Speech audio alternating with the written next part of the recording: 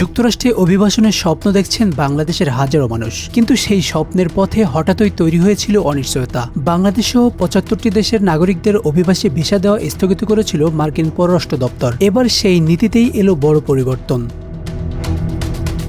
২১ August ম্যানহাটনের federal আদালত জানিয়েছে, জাতীয়তার ভিত্তিতে ঢালাওভাবে অভিবাসী ভিসা বন্ধের এই নীতি আইনসঙ্গত নয়।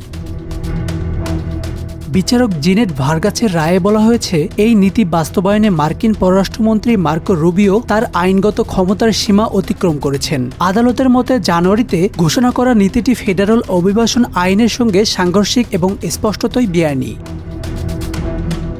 যুক্তরাষ্ট্রের ভিসা ব্যবস্থায় সাধারণত আবেদন যাচাই বাছাই করে সিদ্ধান্ত নেন সংশ্লিষ্ট কনস্যুলার কর্মকর্তা, কিন্তু নতুন নীতিতে নির্দিষ্ট ৭৫ দেশের নাগরিকদের জন্য অভিবাসী ভিসা কার্যক্রমই স্থগিত করেছিল। তালিকায় ছিল Bangladesh, Pakistan, Brazil, Colombia, Uruguay, Bosnia ও আলবেনিয়া সহ আফ্রিকা, মধ্যপ্রাচ্য ও ক্যারিবীয় অঞ্চলের বহু দেশ। আদালতের এই রায়ে তাই নতুন করে আশার আলো দেখছেন বাংলাদেশি আবেদনকারীরা।